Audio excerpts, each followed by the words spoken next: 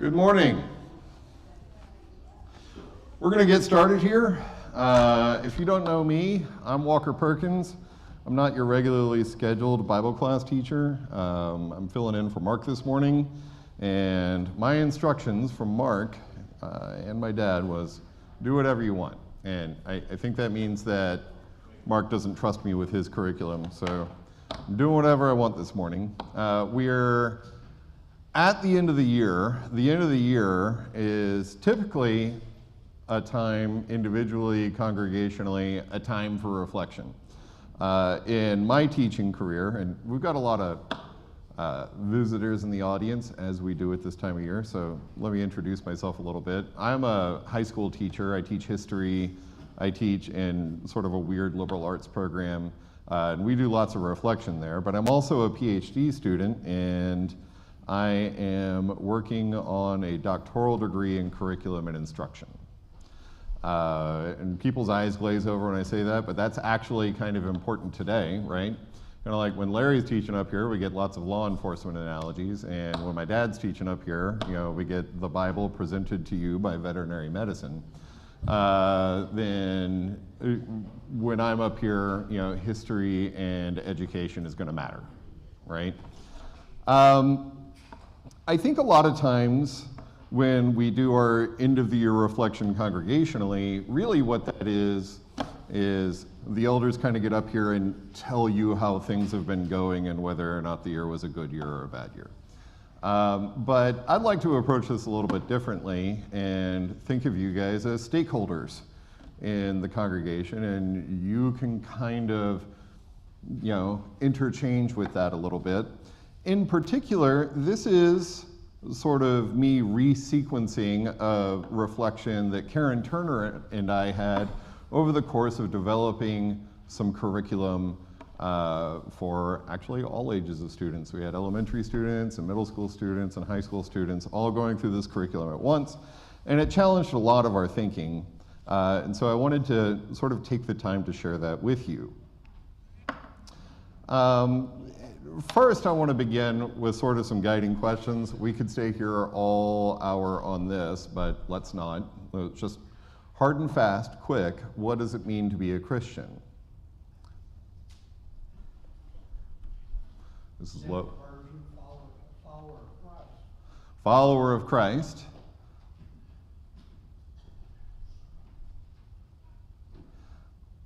So, one of the things that I tend to have a problem with when we start talking about Greek and Hebrew translations in the New Testament is that requires a pretty sophisticated knowledge of two languages, and I'm not always certain that we have a sophisticated enough knowledge of English, to be tacking on another language.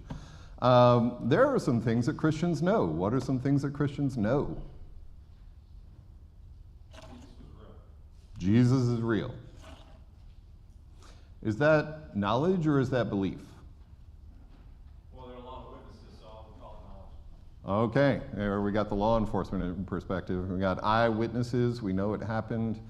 What's the difference between knowledge and belief?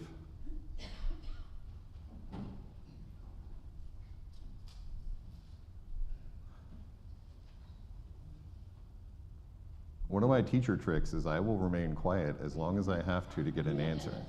Depends on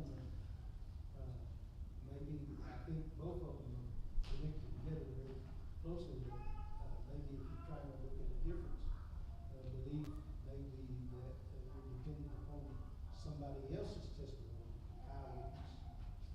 All right, so if you went to a college class and the professor was telling you what he believes instead of what he knows, there's a significant difference, right?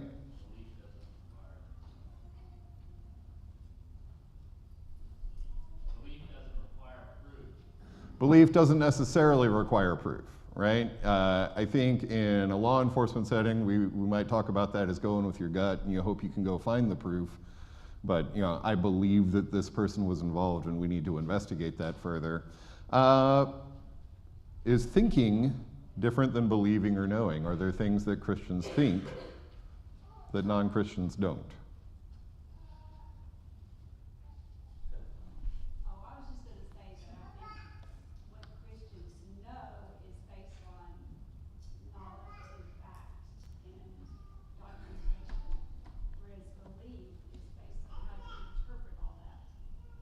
Outstanding.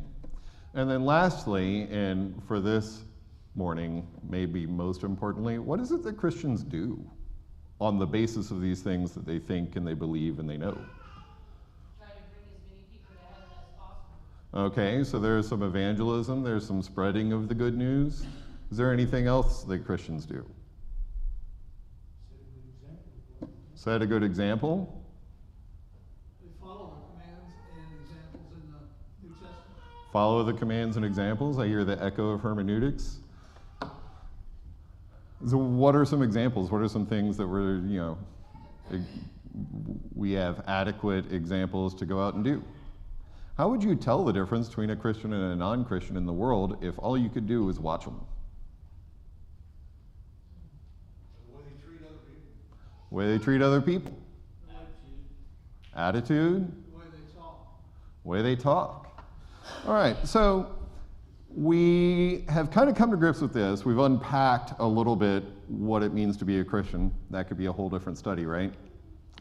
I want to show you how I think about this as a student of curriculum and instruction. Now that we know these things, or we believe these things, depending on how you want to phrase that, are any of these things more important than the others? Yes. Help me out. The last is what Christians do. So you can believe, you can know, you can have all of these knowledge and beliefs and intuitive thoughts. Without action, it's nothing. So you can't think your way into heaven? Nope. You can't believe your way into heaven? Nope. James. Faith without works is dead. Woo! Someone's been reading James. It's kind of like a recipe. You leave one ingredient out of your recipe, it's going to affect the whole outcome. So this is our recipe for getting to heaven. Okay, so these four things are equally important, let's say. Potentially, maybe one of them is more important than the others, because the proof is in the pudding, right? But they're all essential. For instance, if you don't believe, but you do plenty of things that Christians do, can you do your way into heaven? Probably not, right? So they are conditional on each other to some extent. Is our teaching, the way that we teach, the things that we talk about in class, whether that's in here or out there, balanced in how it approaches these things? If these are the four critical ingredients, is that reflected in our teaching? I think it is. I mean, a good example is what we're doing today.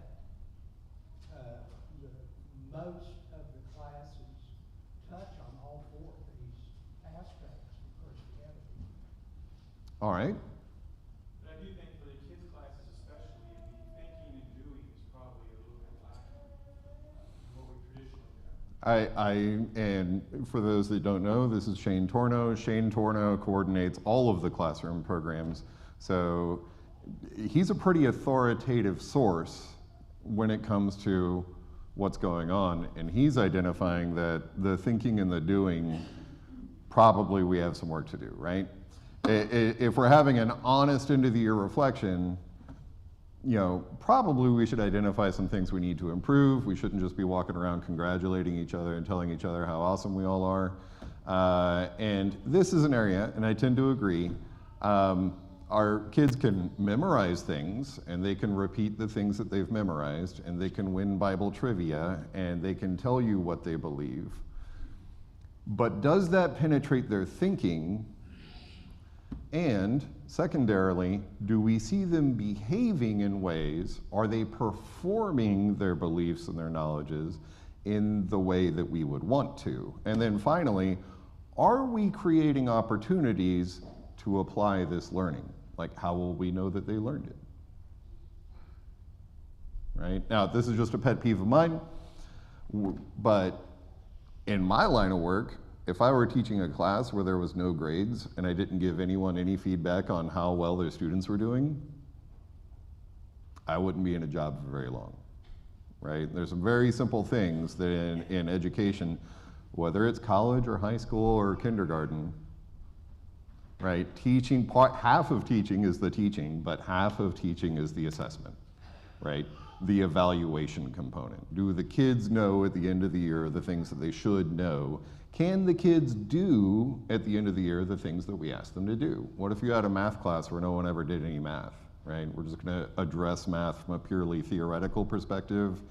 You sit here for 45 minutes while I talk about math, and I'm just going to assume at the end of the year that you guys know math, right? So from just an educational, instructional perspective, that's one of the professional things that I tend to, like, there's a disconnect between me and our Bible class program. And it's not just ours, it's everyone's. No one gets grades at church. Well, back in the years where I used to teach, it was always amazing to me how many parents, it's a parent responsibility for that child to have done his study. And so many children show up and they've never, ever even looked at anything.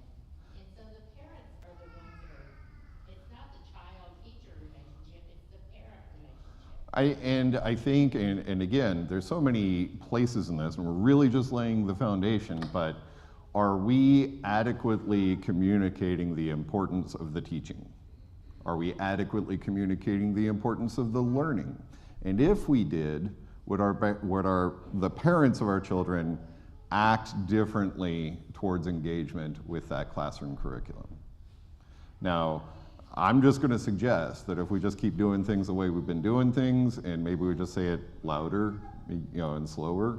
That's how I used to be a Spanish customer service agent on the phone, and my knowledge of Spanish was fluent, but not that varied. So if someone didn't understand the first way I said something in Spanish, I would just say it louder and slower until, but that was not really the most effective way of doing that. And eventually my Spanish had to expand.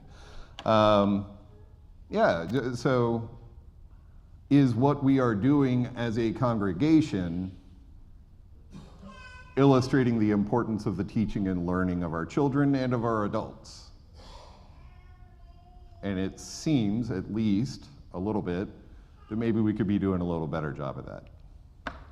So I'm also very, very involved in scouting. So I'm going to get biographical a little bit. This is my 20th year in active scouting if you combine, my youth years and my adult years. And as a youth, lots of my friends had a religious service award. And my scoutmaster was always telling me that I should get it as well. He thought that it would be quite easy for me because I go to church way more than all of the other kids in the scout troop, 3 times a week compared to once a month maybe. But part of how I grew up in this congregation was when I talked to Brother Smitherman about it, and he's like, do you really need a medal to show that? That's not something I'm really interested in doing. My dad's like, well, we're all priests, right? That's what 1 Peter says. And so this just got pushed to the side for me. I was maybe the most religious scout in the troop, and basically the only one that didn't have this award. When my kids started going through scouting, I thought, man, I would really like them to be able to demonstrate to their fellows that their faith is important to them.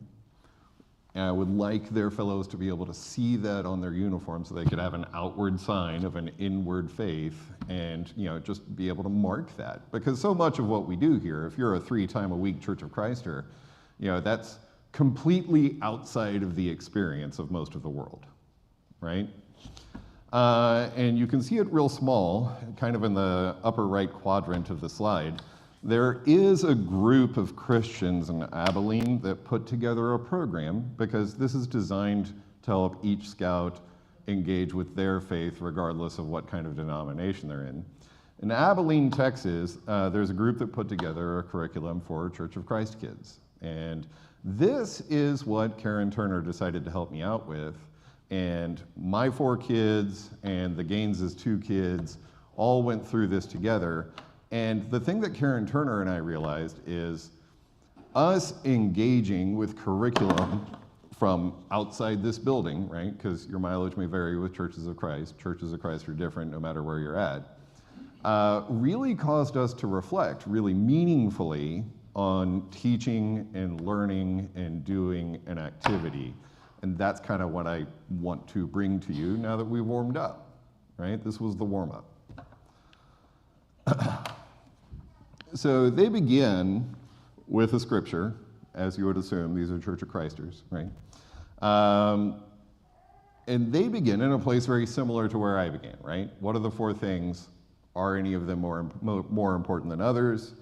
And this is one of my favorite passages, and I think oft overlooked, because the line that we tend to believe is that all sins are sin, all sins are equal, all scriptures are profitable, everything is God-breathed, all the things are equal. But in at least one instance, people ask Jesus, what's the most important part? And he didn't say, there's no important part, there's no most important part, it's all good, you should read it all, you should learn it all. He actually answers, he says, love the Lord your God with all your heart, with all your soul, and with all your mind. And by the way, he also gives us number 2, right? That's number 1, here's number 2. This is the first and greatest commandment. The second is like it, love your neighbor as yourself.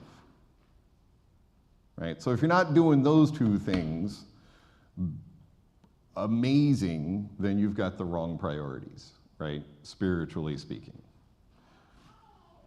Now we can talk about what that means, but they follow that up with Philippians 2, 1 through 4, right? Because after all, who's your neighbor, right? Because that number 2 there, that dovetails onto a parable he later teaches. Who's your neighbor? Sorry, Shane, what was that? Everyone. Not just the people here. Everyone. We do have some responsibilities to the people here, but that isn't what he said here. He didn't say just the other members of your synagogue. Everyone. Can anyone think of a parable that illustrates that? Like, who's your neighbor? This is low-hanging fruit. Good Samaritan. Guys, Jews and Samaritans didn't get along. He's saying the Samaritan is your neighbor. He's the one that behaved as a good neighbor. He's the one that's fulfilling the commandment. And a lot of times when we're up here and we talk about, because there's another extension off of this, right? Is your enemy your neighbor? Yeah? Which is why he says you're supposed to, you love your enemies. You've heard it said that you should love your friends and hate your enemies. I say love your enemies, right? And a lot of times we'll get up here and we'll say, do we have any enemies today? As if enmity is something that faded away around the 16th century, right?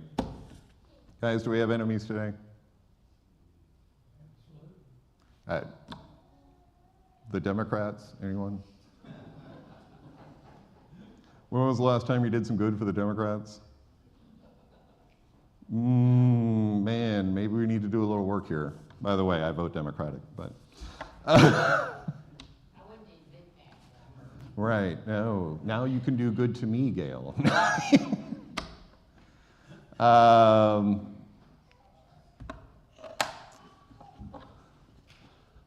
Therefore, if you have any encouragement from being united with Christ, if any comfort from his love, if any common sharing in the Spirit, if any tenderness or compassion, then make my joy complete by being like-minded, having the same love, being in one spirit and in mind.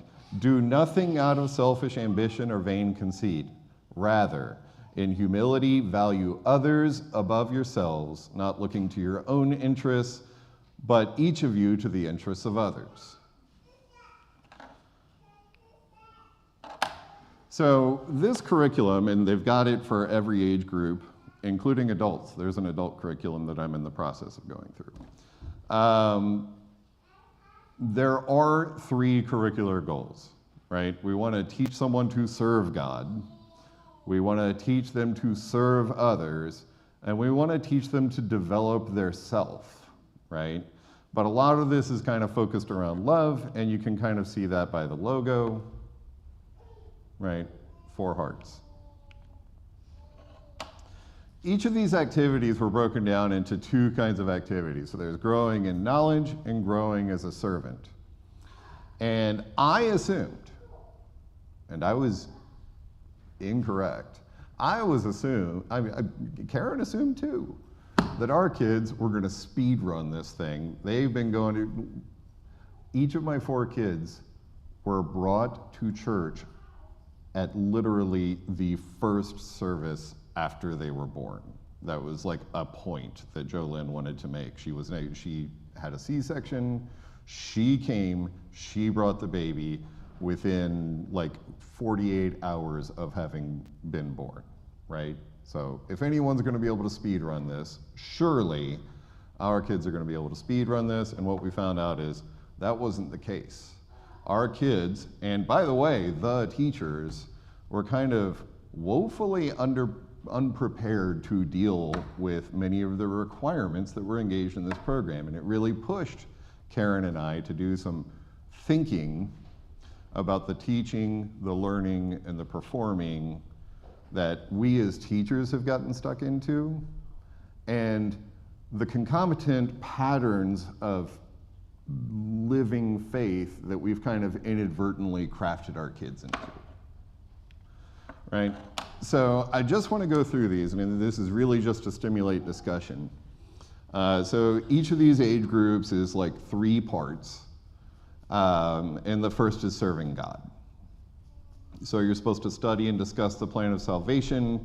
You're supposed to study the identity of God, Jesus, and the Holy Spirit. And then you've got these electives, study the nature of worship. This is all pretty standard stuff. This is stuff that we handle in our curriculum here, and that our kids were pretty thorough in understanding. But when we get to growing as a servant, this is where things started to get complicated for us, because now the curriculum was forcing us to do some things that we're not accustomed to doing.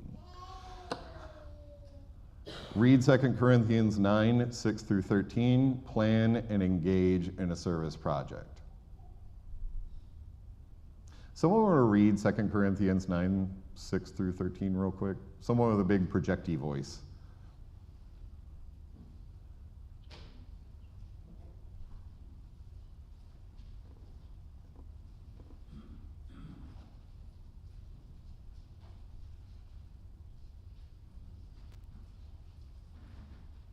About purity, knowledge, patience, kindness, the Holy Spirit, genuine love, by truthful speech and the power of God, with the weapons of righteousness for the right hand and for the left, through honor and dishonor, through slander and praise, we are treated as impostors and yet are true, as unknown and yet well known, as dying and behold we live, as punished and yet not killed, as sorrowful yet always rejoicing, as poor, yet making many rich, as having nothing, yet possessing everything.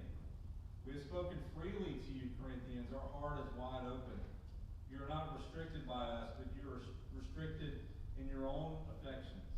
In return, I speak as to children, widen your hearts also. Yes, sir. That might be That's first chapter 6, not chapter 9. That was a good reading, though. Yes, Let's try chapter 9. The point is this: whoever sows sparingly will also reap sparingly, and whoever sows bountifully will also reap bountifully. Each one must give as he has decided in his heart, not reluctantly or under compulsion, for God loves a cheerful giver. And God is able to make all grace abound to you, so that having all sufficiency in all things at all times you may abound in every good work. As it is written, he has distributed freely, he has given to the poor, his righteousness endures forever. He who supplies seed to the sower and bread for the food will supply and multiply your seed for sowing and increase the harvest of your righteousness.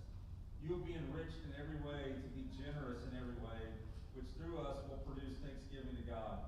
For the ministry of this service is not only supplying the needs of the saints, but is also overflowing in many thanksgivings to God. By their approval of this service, they will glorify God because of your submission that comes from your confession of the gospel of Christ and the generosity of your contribution for them and for all others. That's one I hadn't read in a long time before I had to do this requirement. But like, what is this verse telling us to do?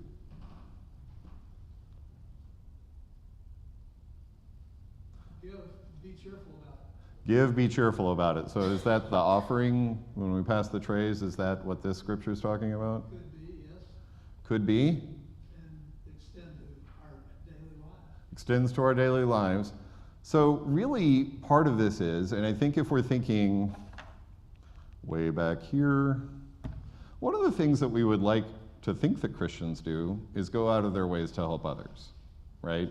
And maybe even like identify needs before those needs are expressed and help others, and maybe be able to coordinate a collective effort to help others, right? But where do we teach that, right? How would a 14-year-old learn how to do that? How to organize a service project, or to cultivate the habit of mind where you're thinking to look for other people's needs?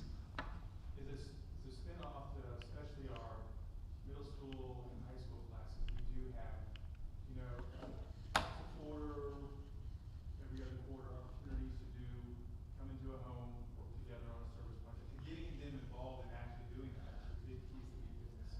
And I love that. That has been an aspect, and I think Antia was kind of instrumental in getting kids doing things and having them present lessons up front. Amy has been instrumental in organizing care packages for the homebound. And so there have been opportunities, but one of the things that I want to point out is, in this case, it's the kids that have to identify the need and the project. If we, as the adults, continue to identify the needs and create the projects and then just invite them to participate, have we actually cultivated someone that sees the needs of others, can create a project, and then execute that project through to completion? So that was challenging for me and Karen, and it was challenging to put the kids through, right? Because we were asking them to think and do and plan things that they had not been thinking and doing and planning. Yes?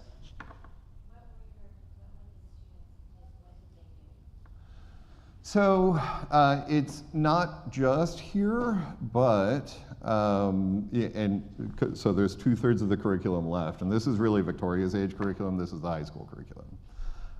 We planned to put together a rummage sale and to use the proceeds from the rummage sale to benefit a charity that's helping African farmers get water, which we both kind of thought, you know, we kind of need that charity in Texas. There's not a lot of water in Texas lately.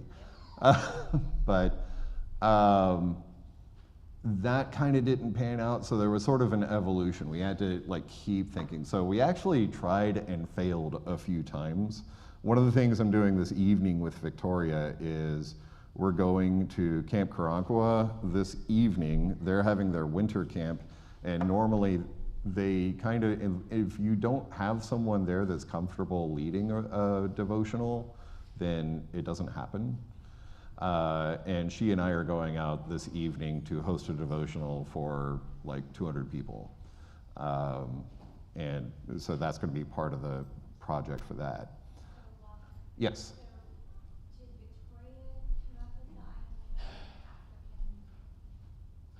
No, and we kind of had to lead that. We had to research that. Karen ended up researching several things and then laying out several options. Like, here's what other kids in other churches have been doing, because Karen started scraping the websites of other churches.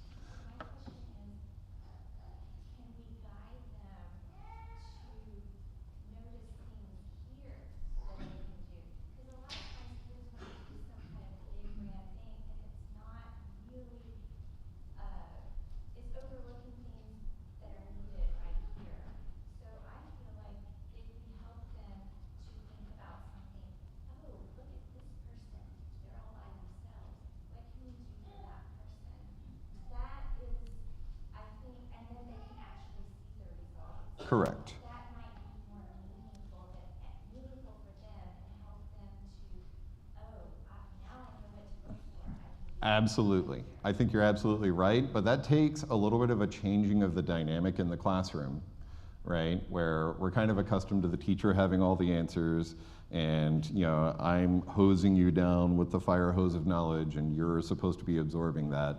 Like, we're gonna have to get them to talk and think, and you might have to make them uncomfortable because, I don't know, there's a few former kids in here. What's the talking situation like in the average classroom?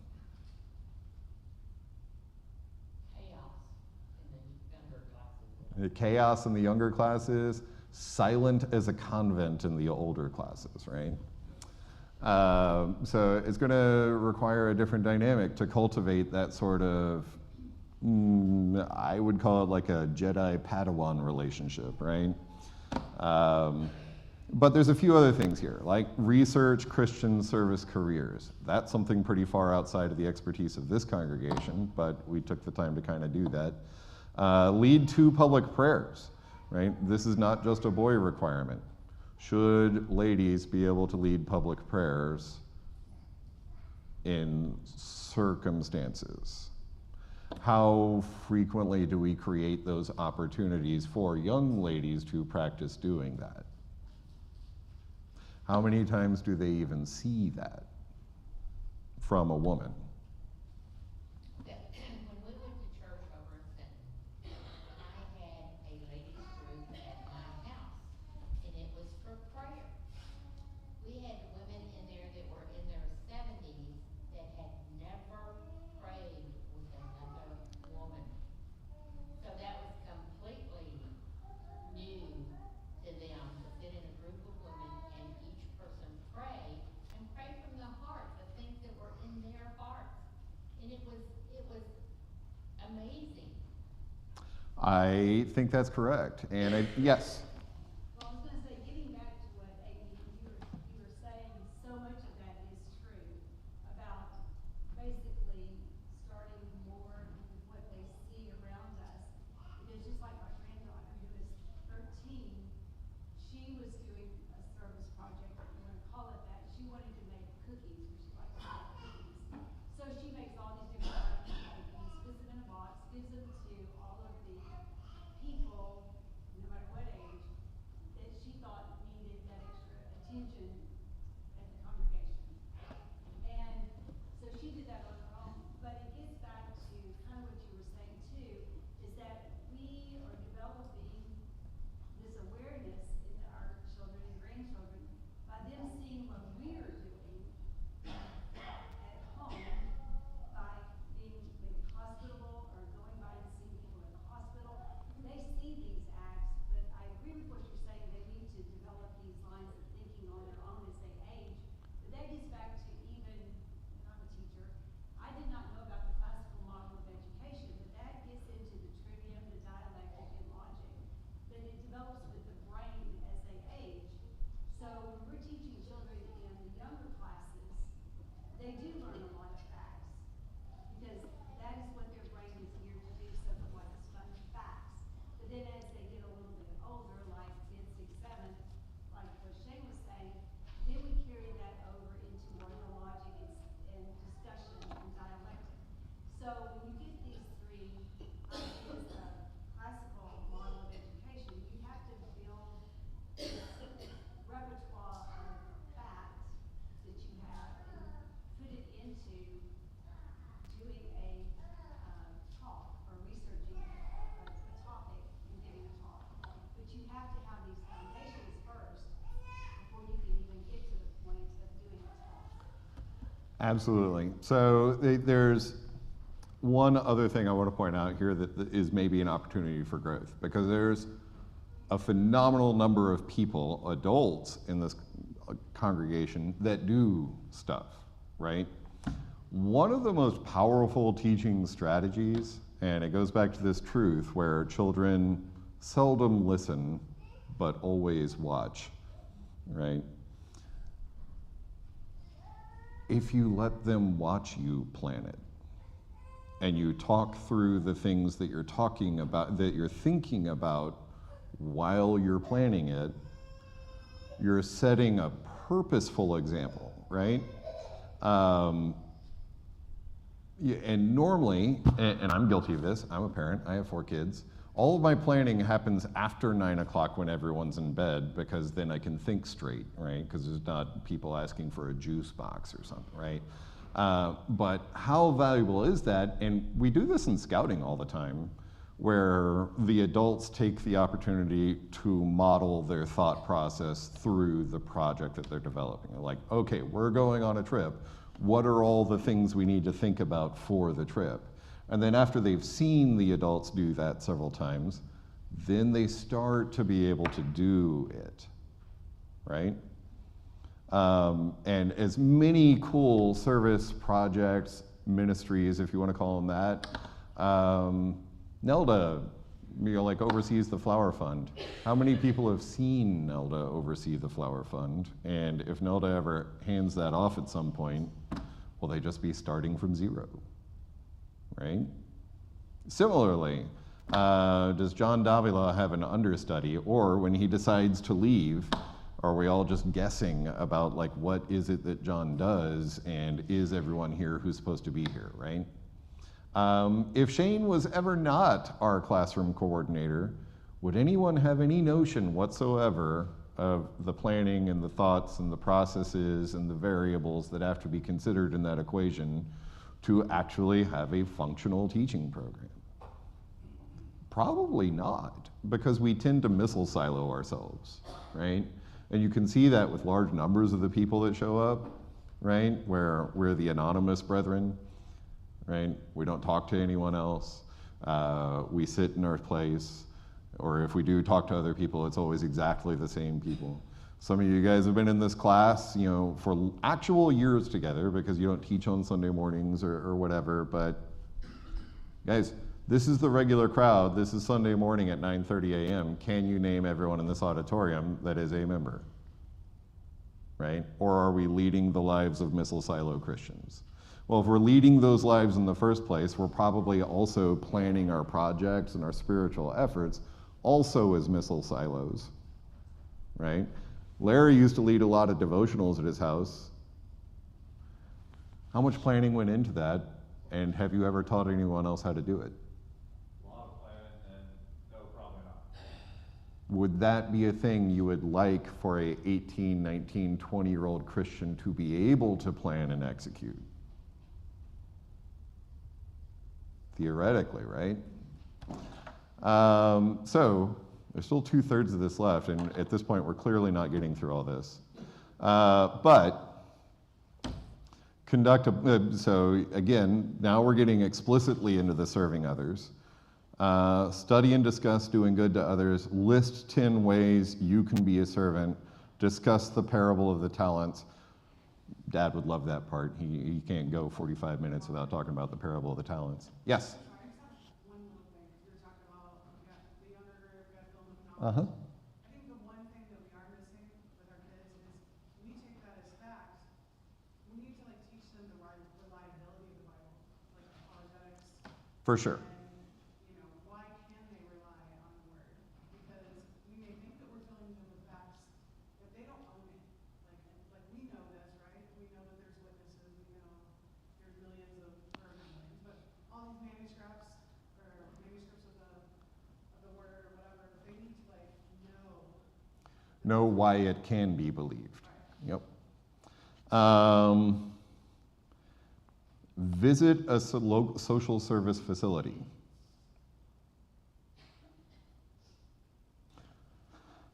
But then on the other half, so again, this part A, growing in the knowledge, we tend to be really good at the knowledge, right? Our kids can speed run the knowledge half of this curriculum.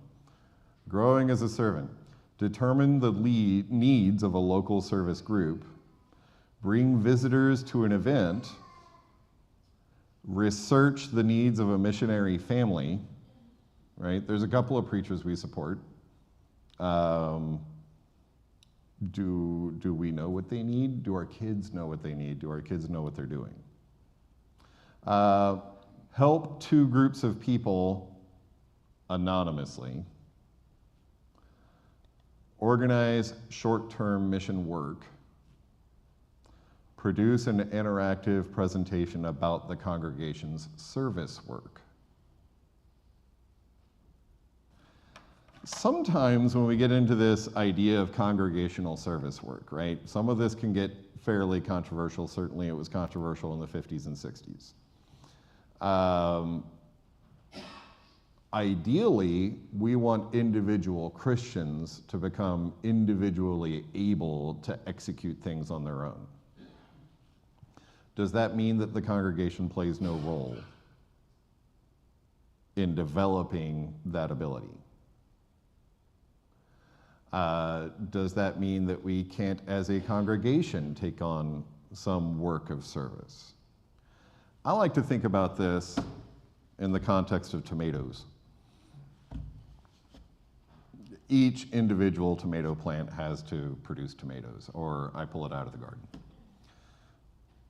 Is it cheating by fertilizing them?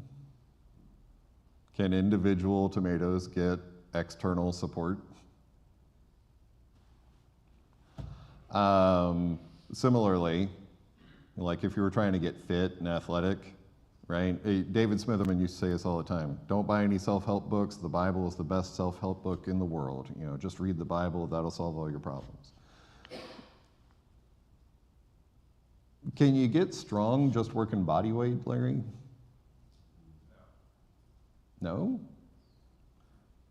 I mean, you can get pretty strong, right? Herschel Walker did an awful lot of push-ups. Does it work different if you have some external weight training that goes along with that? Does that mean that the person that got stronger, like we should look down less on them because they used weights? Right? Do the tomatoes taste less good because they were fertilized? And if we collectively engaged in some service work, would that make individuals better able to serve individually because of the external assistance and training of that? I tend to think so. Maybe we will get through this. So we've got a daily Bible reading program, set aside daily time to pray, discuss nonverbal messages of dress. Again, so like the type A, part A, I think that's what we find in this congregation. For those of you keeping score at home, I've been in this congregation since 1981, 82, something like that. Over here, make a list of spiritual goals. How will you grow spiritually? I think a lot of times, because Mark has talked about New Year's resolutions before, or David has talked about New Year's resolutions before, we talk about these resolutions in terms of like very concrete things, like I want to read a chapter every day, or I want to pray more. But the phrasing of this felt different, and in particular, the answers that Victoria gave in response to this were very different than I had heard from her specifically, but also from our congregation generally. How should you spiritually mature? What are your spiritual gains going to be this year? Reading the Bible is a means to an end. What is the end? Right? What are your weaknesses as an individual? How do you get better at that this year? What are you focusing on to get better at? List 50 ways God has blessed us. Plan a 4-hour service project. List God-given talents. Plan and lead 2 devotionals with peers. Victoria's doing her second one this evening, right? So, no one's finished. No one's gotten the awards yet. Karen moved. She was helping me because I'm hyper busy and overscheduled, and I was just sort of quarterbacking the thing. But more like game management, right? Like the old Nick Saban teams, like just don't fumble and pass the ball off, and Karen was doing the running. But we're trying to get this finished up soonish. In this curriculum, the expectation is that a high school student can plan and lead a devotional. And is that something you'd like? That would be amazing if our high school students could do that. That would be crazy. Is that a thing that Christians do? And over the course of this quarter, where I was having these conversations and these discussions with Karen, and for those of you guys that don't know, Karen has a master's degree in curriculum instruction, so we kind of speak the same language. And you know, we were working through this, and we kind of kept coming back to these 4 questions and realizing that by looking outward, by seeing the way, the expectations, the spiritual expectations, the performance expectations of other groups of Christians, it was causing us to reflect on our expectations and performances and teaching and pedagogy and anthrogogy for that matter. And we found the kids certainly benefited. I don't think that we expected to benefit as much as we did, and certainly our expectations were completely overthrown. The apple cart overturned. And certainly, my kids, I can say at this point, and me, I think as a kid, certainly came to church more frequently than their peers.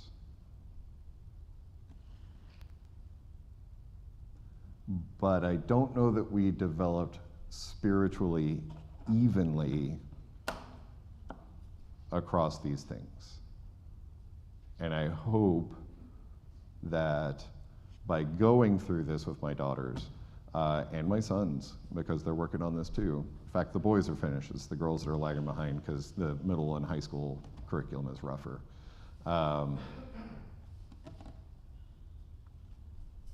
Really made me think, what should my daughters be able to do?